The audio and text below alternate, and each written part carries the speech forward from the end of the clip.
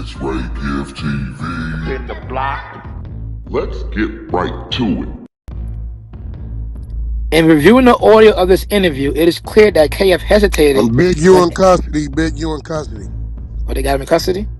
Yeah. Where they catch him at? His house somewhere? I don't know. What you say? So, let me see if I'm smart enough. How do you think Wack knows Big U's in custody? Leave it in the chat. Let me see who's thinking stupidly, who can put all the facts and clues together on how Wack would know that. Nope. Yep, getting close, CL. Let's see which one. Getting close. When you're dealing with a homicide, who's always notified first? The family. The family. The wife. If you're not married, who's in line? If you ain't married with kids, who they gonna notify first? The mama. There you go. The mother just tapped in and said he's in custody. They notified the mom.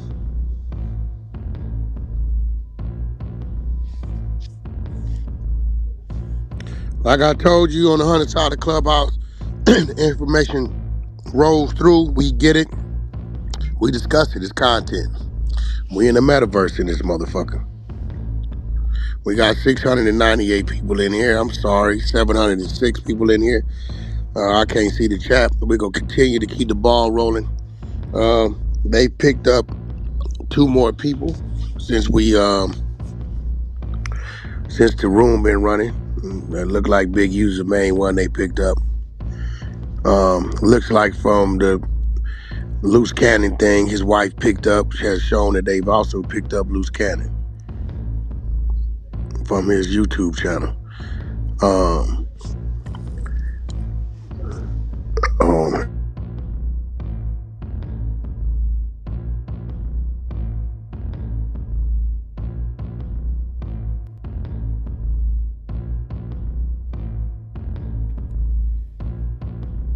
Hey, Queen. Salute. Next, we get into the Title III wiretaps. Y'all ready? Page 44. In 2023, after the Las Vegas PD attempted to interview parties about the murder, Henley and his associates made several inculpatory calls regarding the murder. So remember, inculpatory means that they made statements, right, that prove that they did something. Here's those statements. Let's get into it. What did they fucking say? Henley and his associates made several inculpatory calls regarding the murder, which were intercepted by law enforcement pursuant to a Title III wiretap. First, Las Vegas PD went to Henley's home at Henley's. I'm not going to dox him, so if you don't want me to, let me know. When he was not there. After leaving a business card and informing Henley's wife, SH, that they were there following the 2-year anniversary of RW's homicide. We're new to the case and we're just talking to everyone who was close to RW.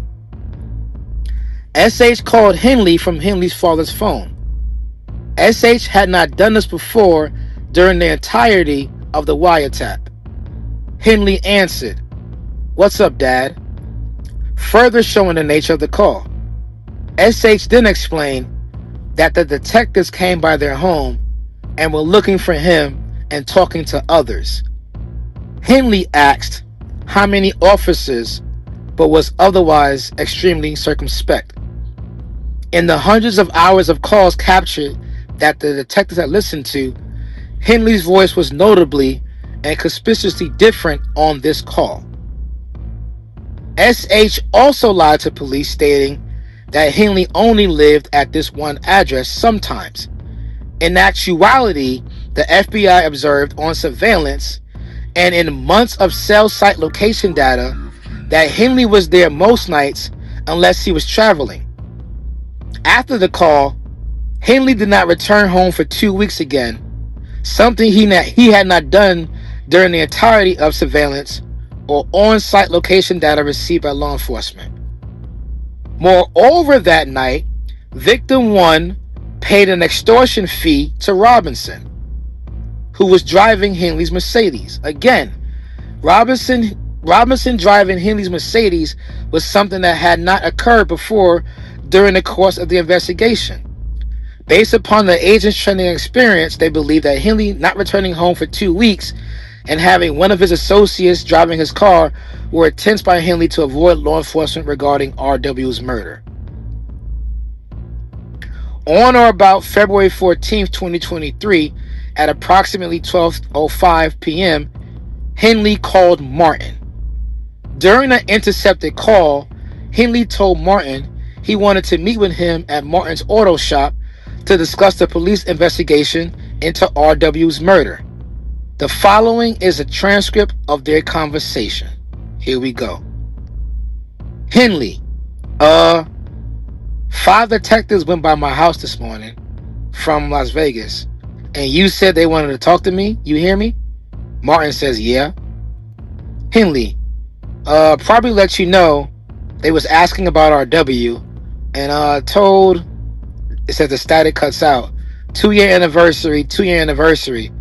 It was, they wanted to follow up and talk to everybody who was close. And where were you at? Martin says, I'm at the shop. Henley says, all right, I'm pulling up on you. Martin says, all right. Based on other intercepts, the agent knows that Henley believed the FBI may be intercepting his telephone calls. Therefore, he believed he wanted to meet Martin in person regarding the murder in order to avoid speaking on a telephone line that may be intercepted by law enforcement. Following the call to Martin, Henley immediately placed multiple calls to DS, the person who reportedly removed the video surveillance footage from the studio. The first few calls were not answered. Then Henley told DS he needed to meet with him. The following is a transcription of a portion of the conversation. Henley, where you at? DS, at the house, ready to jump in the shower. What you on? Henley, I need to pull up on you. DS, alright. I'm right here at the house. Henley, alright. I gotta pull up on you. DS, how long are you gonna be? Henley, you about to go nowhere, are you? Nah. Henley, okay. DS, I'll jump in the shower though. Just ready though. Henley, okay. DS, alright for sure.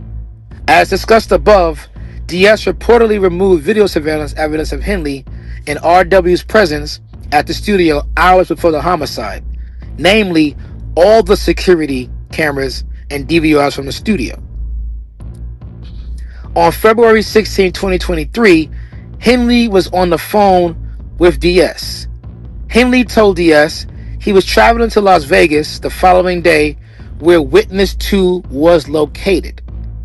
On February 16, 2023, Henley was on the phone with DS. Henley told DS he was traveling to Las Vegas the following day where Witness 2 was located.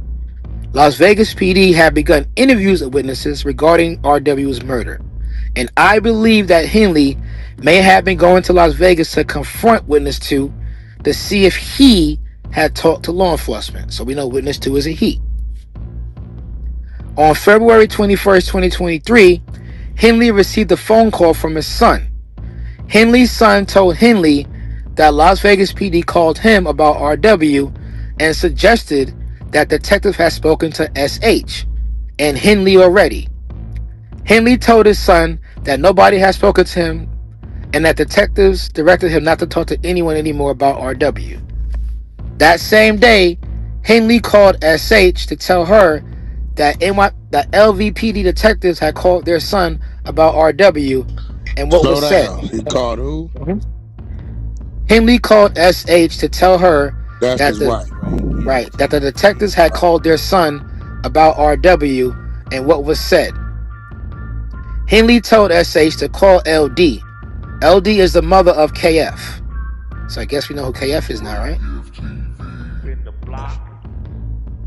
Henley told SH to call LD. LD is the mother of KF. Henley's employee who booked victims RW's travel arrangements and lied to investigators when questioned. So that's whoever is his manager doing Neek Music is KF. And LD is the mother of KF. Let me keep going. LD's the mother of KF. And KF is an employee who booked the victim's travel. They work for Unique Music as a manager. Well, right. Oh, okay. This shit getting crazy. Oh, we got some shit for to get crazy. Let's keep going. We'll figure out who LDKF is in a minute, but we Right. got to get to this juicy shit. So it says during the course of the Title III interceptions, the investigator listened to multiple calls in which Henley directed those who wanted to discuss illegal activity to contact him on FaceTime or WhatsApp. I believe that Henley did so because those applications are encrypted, and Henley suspected that his phones were wiretapped at various times. Hold on, slow down. Mhm. It's a DS in there? It's a DS. And they said DS is what? What did the DS do? Let me scroll back up. DS reportedly removed video surveillance evidence of Henley and RW's presence at the studio hours before the homicide, namely all the security cameras and DVRs from the studio. It says DS. And this has something to do with the Williams boy? Yeah. So that's the person that went to the studio and removed all the camera footage. And they're saying that the camera footage would have shown them scrapping inside the studio the day prior. The day prior?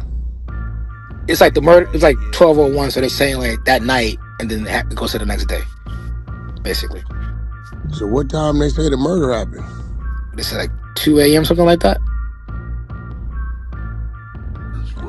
Oh. But they got him going 2 hours after. Yeah, they got them going back a couple days later, destroying all the footage and taking all the cameras and shit out of the studio. Hey, Wack, look at your phone. No, hold on. I know. What you talking about, Big U? Nah, something else. Look at your phone. Bricc baby involved in a separate sealed indictment, Lil Durk's. Oh, we want that up already. Oh yeah, we know that. We went through it. We already know that. I just want to text you that, Ghost. Keep it moving, Ghost. You boy, you better stay grounded, Ghost. Stay grounded. Okay, let me. Oh, now this studio is this? Because I remember earlier they said something about a Grammy-nominated studio. Is this another studio? This is the studio. Hold on.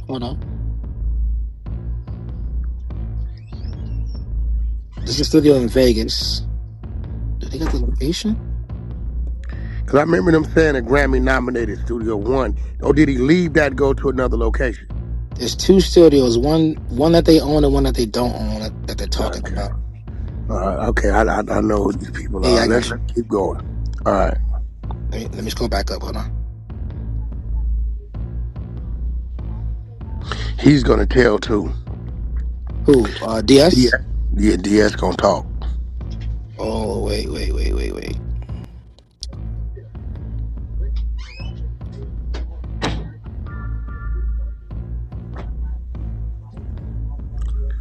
What you gonna pop up in here somewhere too?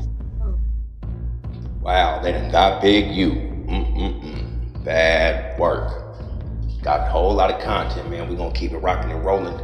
Y'all remember to keep that notification bell turned on. I will deliver 24/7 around the clock. You already know. Drop a comment down below. Let me know what y'all think about the content. Appreciate the support. Everybody tuning in to the channel. Be sure to like the video. Go ahead and share the video. Be sure to tell a friend and tell a friend. We got content. Uh-oh.